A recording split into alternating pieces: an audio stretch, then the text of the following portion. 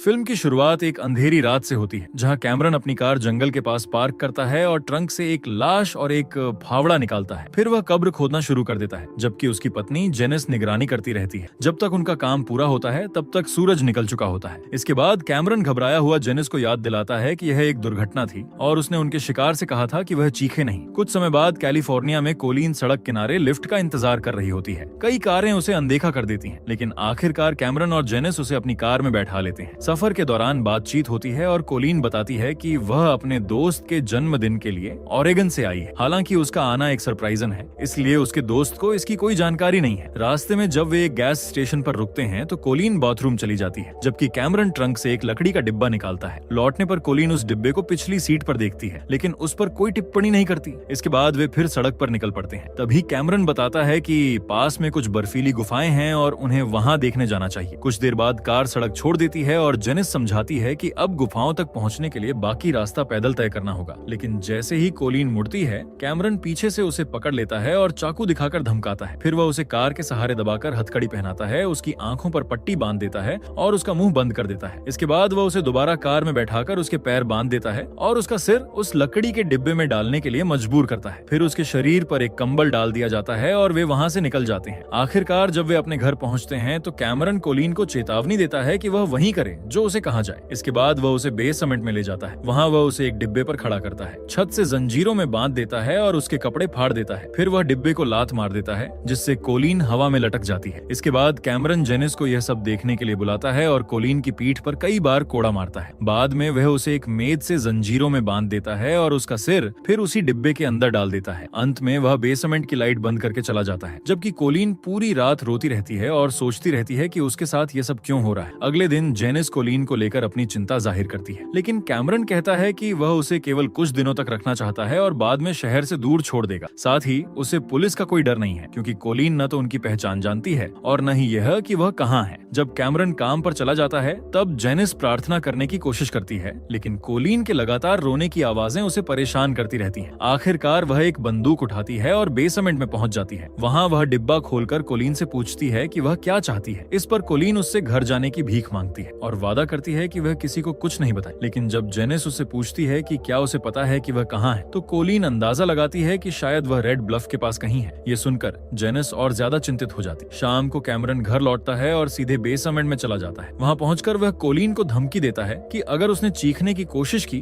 तो वह उसकी आवाज हमेशा के लिए छीन लेगा। इसके बाद वह उसे डिब्बे से बाहर निकालता है और पानी पीने देता है। फिर वह उसे खाना खाने के लिए मजबूर करता है, जबकि उसे भूख नहीं होती। जब कोलिन पूछती है कि वह उसके साथ ऐसा क्यों कर रहा है, तो कैमरन केवल इतना कहता है कि वह ऐसा कर सकता है। इसके तुरंत बाद एक बार फिर यातनाओं का सिलसिला शुरू हो जाता है। ऊपर बैठी जेनिस संगीत सुनती रहती है ताकि उसे कोलिन की चीखें न सुनाई दें। बाद में रात को जेनिस स्वीकार करती है कि उसे डर है कहीं कोलिन पुलिस तक न पहुंच जाए, लेकिन कैमरन फैसला कर चुका होता है कि वे कोलिन को अपने पास ही रखेंगे। उसे शांत करने के लिए वह कहता है कि ऐसा करने से वह अब जेनिस को नहीं मारेगा और वे एक परिवार भी शुरू कर सकेंगे। ये सुनकर जेनिस को कुछ राहत मिलती है, लेकिन वह फिर भी कैमरन से वादा करवाती है कि वह कभी कोलिन के साथ कोई संबंध नहीं बना। कुछ समय बाद कोलिन बेसमेंट में किसी चीज के बनने की आवाजें सुनती है। दरअसल कैमरन वहां एक बड़ा लकड़ी का बक्सा तैयार कर रहा होता है, जिसमें उसका पूरा शरीर समा सके। फिर वे कोलिन को उसी बक्से में बंद कर देता है और सांस लेने के लिए एक एयर प्यूरिफायर जोड़ देता है। उस रात कोलिन खुद को शांत करने की कोशिश करती है, लेकिन उसे अपने अपहरण और अपने पिता के साथ हुई बहस याद आने लगती है, जिन्होंने उसे अकेले कैलिफोर्निया आने से मना किया था। कुछ दिनों बाद उसका मकान मालिक उसके माता पिता को फोन करता है, क्योंकि उसका किराया बकाया है और वह किसी के संपर्क में भी नहीं है। उसके माता पिता पुलिस में रिपोर्ट दर्ज कराते हैं, लेकिन चूंकि कोलिन एक वयस्क है, इसलिए पुलिस के पास कार्रवाई का कोई ठोस आधार नहीं होता। समय बीतता है और पूरे 6 महीने गुजर जाते हैं। एक दिन जेनिस कैमरन के कार्यस्थल पर पहुंचती है और उसे बताती है कि वह गर्भवती है, लेकिन यह सुनकर कैमरन ज्यादा खुश नहीं दिखता। जेनिस चाहती है कि अब कोलिन को छोड़ दिया जाए, मगर कैमरन मना कर देता है, क्योंकि उसे डर है कि वह पुलिस तक पहुंच सकती है। आखिरकार अपहरण के लगभग 8 महीने बाद मकान मालिक उस दंपति को घर लौटते हुए देखता है और नोटिस करता है कि जेनिस बैसाखियों के सहारे चल रही है। कैमरन कहता है कि जेनिस बिल्कुल ठीक है, उसे सिर्फ गठिया की समस्या है। तभी मकान मालिक उन्हें याद दिलाता है कि उसे बेसमेंट में लगे फर्नेस की सर्विस करनी है। इस पर कैमरन कहता है कि जब सही समय होगा वह खुद उसे बता देगा। घर के अंदर आते ही जेनिस अपने पैर के दर्द की शिकायत करती है और कहती है कि ऐसा लग रहा है जैसे किसी ने हथौड़े से पैर तोड़ दिया। तभी कैमरन के दिमाग में एक खतरनाक योजना आती है। वह अपनी गंदी मैगजीनों में से एक नकली गुलामों का कॉन्ट्रैक्ट निकालता है और उसे कोलिन के पास ले जाता है। वह झूठ बोलता है कि वह उसी कंपनी के लिए लिए काम करता है जिसने यह कॉन्ट्रैक्ट बनाया है, इसलिए कंपनी को पहले से पता है कि कोलिन उसके बेसमेंट में कैद है। वह आगे कहता है कि यह कंपनी अपने गुलामों पर नजर रखती है, इसलिए अगर कोई भागने की कोशिश करता है तो उसे ढूंढ कर वापस ले आती, यहाँ तक कि उसके परिवार को भी सजा देने से नहीं हिचकिचाती। इसके बाद कैमरन कोलिन और उसकी बहन की तस्वीर निकालता है और उसके माता पिता का पता बताकर उसे परोक्ष रूप से धमकाता है। फिर वह दावा करता है कि जेनिस का पैर इसलिए खराब है क्योंकि वह भी पहले किसी की गुलाम थी। उसका मालिक उसके साथ बहुत बुरा व्यवहार करता था। जब उसने भागने की कोशिश की तो कंपनी ने उसे पकड़ लिया और उसका पैर बुरी तरह तोड़ दिया। अगर कैमरन उसे खरीद कर अपनी पत्नी न बनाता तो कंपनी उसे मार डालती। ये सब पूरी तरह झूठ होता है, लेकिन डरी और टूटी हुई कोलिन इन कहानियों पर विश्वास कर लेती है। इसके बाद कैमरन कहता है कि अब उसे कोलिन को अपनी नई गुलाम के रूप में रजिस्टर कराना होगा, जिसकी फीस $1,500 है। अगर उसने पैसे नहीं दिए तो कंपनी कोलिन को ले जाएगी और उसके साथ बहुत बुरा करेगी। ये सुनकर सहमी हुई कोलिन कॉन्ट्रैक्ट पर हस्ताक्षर कर देती है और बुरी तरह टूट जाती है। इसके बाद कैमरन उसे ऊपर ले जाता है, एक गाउन पहनाता है और उसके गले में एक कॉलर डाल देता है जिसे वह कंपनी की पहचान बताता है। फिर वह उसके लिए नए नियम तय करता है। अब उसका नाम केवल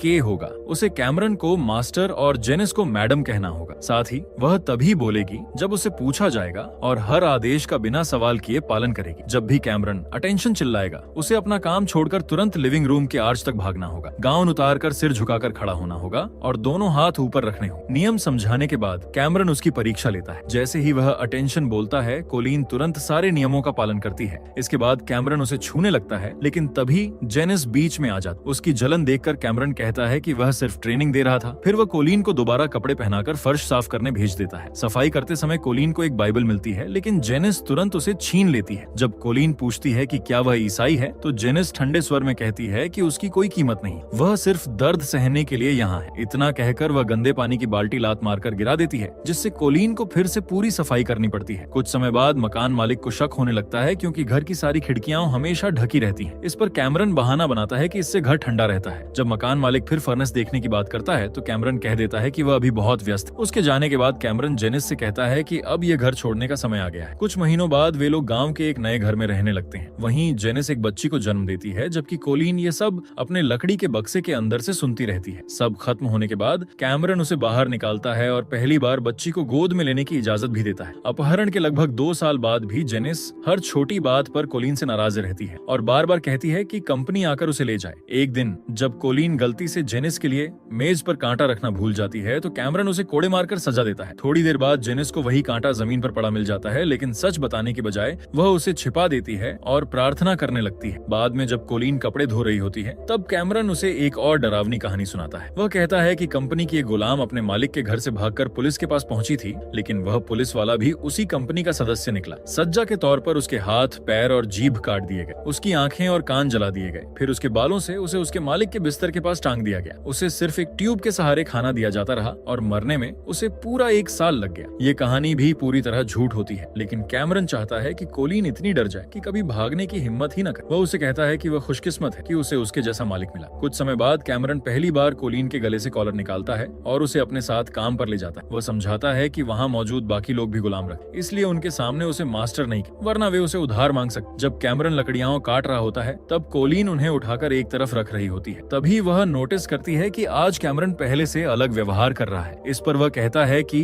उसे यह जगह पसंद है क्योंकि यहाँ उसे सोचने के लिए शांति मिलती है। मौका देखकर कोलिन उससे घर जाने की गुहार लगाती है। कैमरन उसे जाने की अनुमति तो नहीं देता, लेकिन कहता है कि वह अपने माता पिता को एक चिट्ठी लिख सकती है। तभी अचानक उसका पैर मुड़ जाता है और वह दर्द से जमीन पर गिर पड़ता है। एक पल के लिए कोलिन के पास भागने का मौका होता है, लेकिन डर के कारण उसके कदम जम जाते हैं। तभी कैमरन उसे आवाज देता है और वह भागने की बजाय एक तौलिए से उसका पैर बांध देती है। घर लौटने के बाद कोलिन उसके घाव को साफ करने लगती है, लेकिन यह देखकर जेनिस जल जाती है और तुरंत उसकी जगह खुद इलाज करने लगती है। उस रात जेनिस कैमरन से पूछती है कि क्या वह अब भी उससे प्यार करता है, क्योंकि उसे लगता है कि अब वह अपनी पत्नी से ज्यादा कोलिन की परवाह करता है। जेनिस समझ जाती है कि कैमरन कोलिन की तरफ आकर्षित है। तब कैमरन कहता है कि कोलिन उसकी भी गुलाम है और वे दोनों उसे साझा कर सकते हैं। जैसे ही जेनिस हाँ कहती है, कैमरन कोलिन को बक्से से बाहर निकालता है और उसके साथ जबरदस्ती करता है। कुछ झिझक के बाद जेनिस भी शामिल हो जाती है, लेकिन उसे महसूस होता है कि कैमरन का पूरा ध्यान सिर्फ कोलिन पर है। ये देखकर वो बाथरूम में जाकर उल्टी करने लगती है। जब कैमरन उसे मनाने आता है तो जेनिस गुस्से में कहती है कि उसने अपना वादा तोड़ दिया।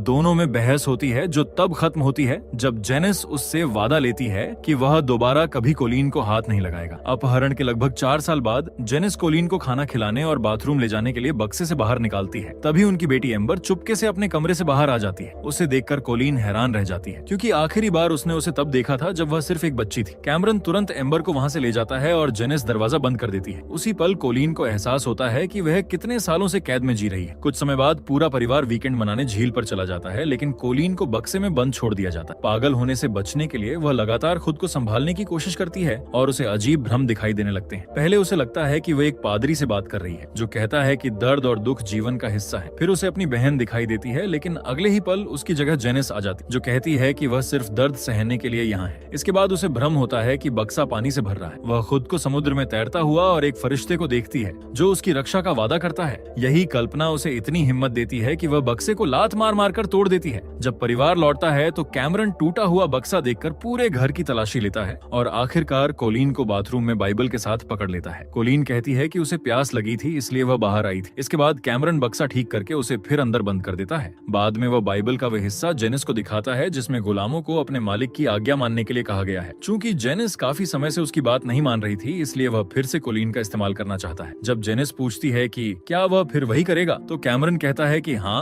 और दावा करता है कि बाइबल पुरुषों को एक से ज्यादा पत्नियां रखने की अनुमति देती है। आखिरकार जेनिस मजबूरी में मान जाती है। अगली सुबह कैमरन कोलिन को बक्से से बाहर निकालता है और उसे एम्बर से बात करने देता है। उसके काम पर जाने के बाद जेनिस कोलिन के साथ बैठकर बाइबल पढ़ती है। उसमें दो महिलाओं की कहानी होती है जिन्हें एक ही आदमी को साझा करना पड़ा था। जेनिस कहती है कि शायद वे भी इससे कुछ सीख सकते हैं और अब उसे मैडम कहने की जरूरत नहीं। अपहरण के लगभग 6 साल बाद कोलिन एम्बर को सुलाकर कैमरन के पास जाती है। बाद में कैमरन कहता है कि एक दिन वह उसकी गुलाम पत्नी बन सकती है और उसके बच्चों की माँ भी। कोलिन जवाब देती है कि वह ऐसे आदमी के साथ बच्चा नहीं चाहती जो उस पर भरोसा नहीं करता। जब कैमरन कहता है कि उसे भरोसा है तो कोलिन अपने परिवार से मिलने की इजाजत मांगती है, लेकिन वह कंपनी का बहाना बनाकर मना कर देता है। फिर कोलिन उससे पूछती है कि उसे लोगों को बांधने और प्रताड़ित करने का शौक कब से है। कैमरन बताता है कि बचपन से ही वह बंधी हुई औरतों की तस्वीरें बनाता था। जेनिस पहली महिला थी जिसने उसे यह सब करने दिया, लेकिन वह कभी इसे सहन नहीं कर पाई। तब कोलिन पूछती है कि अगर कोई एम्बर के साथ ऐसा करे तो वह क्या करेगा। कैमरन कहता है कि वह उसे मार डालेगा। इस पर कोलिन शांत होकर कहती है कि उसके पिता भी उसके लिए यही महसूस करते होंगे। यह सुनकर कैमरन चिढ़ जाता है और उसे वापस बक्से में बंद कर देता है। दूसरी ओर जेनिस कभी कभी कोलिन को चर्च ले जाती है, उससे अपने बाल बनवाती है और बगीचे की देखभाल भी करवाती है। दोनों के बीच रिश्ता थोड़ा सामान्य होने लगता है, लेकिन जब जेनिस पूछती है कि उसकी गैर मौजूदगी में क्या कैमरन उसके साथ समय बिताता है, तो कोलिन सिर्फ इतना कहती है कि उसे अपने मालिक की हर बात माननी पड़ती है। ये सुनकर जेनिस फिर जलने लगती है। एक दिन कैमरन कोलिन को खाना बनाने का आदेश देता है, लेकिन जेनिस उसे इंतजार करने को कहती है क्योंकि वह एम्बर के साथ खेल रही होती है। गुस्से में कैमरन उसे कमरे में ले जाकर सजा देता है। जब एम्बर पूछती है कि उसकी माँ क्यों रो रही है, तो कोलिन उसका ध्यान भटकाने के लिए उसके साथ छुपन छुपाई खेलने लगती है। बाद में वह जेनिस को भी सांत्वना देती है। लगभग 6 महीने बाद कैमरन कहता है कि कंपनी ने उसे उसके माता पिता से मिलने की अनुमति दे दी है, लेकिन पहले उसे आज्ञाकारिता की परीक्षा देनी होगी। वह बंदूक उसके मुंह में रखकर ट्रिगर दबाने को कहता है। रोते हुए कोलिन ट्रिगर दबाती है और राहत की सांस लेती है क्योंकि बंदूक खाली होती। आखिरकार वे उसके बचपन के घर पहुंचते हैं। अंदर जाने से पहले कैमरन आखिरी बार धमकाता है कि अगर उसने कोई चाल चली तो उसके परिवार को नुकसान हो। घर के अंदर जाते ही परिवार वाले उसे देखकर बेहद खुश हो जाते। कोलिन कैमरन का परिचय माइक के नाम से कराती है, लेकिन वह वहाँ नहीं रुकता। दोपहर के खाने के दौरान परिवार पुरानी बातें करता है और कोलिन यह देखकर भीतर तक टूट जाती है कि इन 6 सालों में वह अपने परिवार की जिंदगी के कितने अनमोल पल खो चुकी है। जब कोलिन बाथरूम जाती है तो उसकी बहन अपने माता पिता से कहती है कि कुछ तो गड़बड़ है, लेकिन उसके पिता उसे शांत रहने के लिए कहते हैं। उनका मानना होता है कि अगर कोलिन किसी खतरनाक समूह के प्रभाव में है तो जल्दबाजी उसे हमेशा के लिए उनसे दूर कर सकती है। शाम को कोलिन वादा करती है कि वह पूरा वीकेंड यहीं रुकेगी। रात में माता पिता के सोने के बाद उसकी बहन फिर उससे सच जानना चाहती है, लेकिन कोलिन कुछ नहीं बताती। अगली सुबह वह दोबारा बात करने की कोशिश करती है। तभी कैमरन पहुंच जाता है। उसे अगले दिन आना था, लेकिन वह कहता है कि उसकी कॉन्फ्रेंस जल्दी खत्म हो गई, इसलिए अब उन्हें वापस चलना चाहिए। साथ ही वह परिवार को बताता है कि जल्द ही उसकी और कोलिन की शादी होने वाली है। उसकी माँ उनकी तस्वीरें लेती है, जबकि पिता फोन नंबर मांगते हैं, लेकिन कैमरन नए घर में शिफ्ट होने का बहाना बनाकर टाल देता है। घर लौटते ही कैमरन कोलिन के साथ जबरदस्ती करता है और कहता है कि अब उन्हें शादी कर लेनी चाहिए। जब कोलिन जेनिस का नाम लेती है तो वह कहता है कि उसे एक दिन सब स्वीकार करना ही होगा। ये बात बाहर खड़ी जेनिस सुन लेती है और जानबूझकर शोर करते हुए अंदर आ जाती है। अगली सुबह जेनिस अपना सामान पैक करती है और कहती है कि वह एम्बर को लेकर जा रही है क्योंकि अब उसके विवाह में बहुत ज्यादा लोग शामिल हो चुके हैं। कैमरन उसे रोकने की कोशिश करता है, लेकिन जेनिस पुलिस की धमकी देकर बेटी के साथ चली जाती है। उसके जाने के बाद कैमरन गुस्से में कोलिन को घसीटकर शेड के नीचे बने गुप्त तहखाने में बंद कर देता है और बाहर निकलने वाली सीढ़ी हटा देता है। बारिश का पानी अंदर रिसता रहता है और ठंड से कोलीन कांपने लगती है। तभी अचानक जेनिस लौटती है और उसे बाहर निकाल देती है, लेकिन सालों की मानसिक कैद के कारण कोलीन जाने से मना कर देती। तब जेनिस पूरी सच्चाई बताती है। वह कहती है कि कैमरन पहले उसे भी जंगल में ले जाकर प्रताड़ित करता था। कोलीन से 1 साल पहले उन्होंने एक और लिफ्ट मांगने वाली लड़की का अपहरण किया था, लेकिन उसके लगातार चीखने पर कैमरन ने उसकी हत्या कर दी। तभी से जेनिस इस पाप के बोझ के साथ जी रही थी। जब तक कैमरन वापस लौटता है, दोनों वहाँ से जा चुकी होती हैं। बस स्टेशन पहुंचकर जेनिस बताती है कि ऐसी कोई कंपनी कभी थी ही नहीं। ये सुनते ही कोलीन का सालों पुराना डर टूट जाता है और वह आखिरकार बस में बैठकर अपने घर लौटने का फैसला करती है। ये कहानी एक सच्ची घटना पर आधारित है। कैमरन को 104 साल की जेल हुई, जबकि जेनिस को उसके खिलाफ गवाही देने के बदले कानूनी छूट मिल गई। उसने दूसरी लड़की की हत्या में अपनी भूमिका भी स्वीकार की, लेकिन उसकी लाश कभी नहीं मिली। कोलीन 7 साल से ज्यादा समय तक कैद में रही और बाद में उसने बताया कि उसकी आस्था ने ही उसे जिंदा रहने की ताकत दी। वीडियोस बनाने हैं, फिल्मोरा है ना।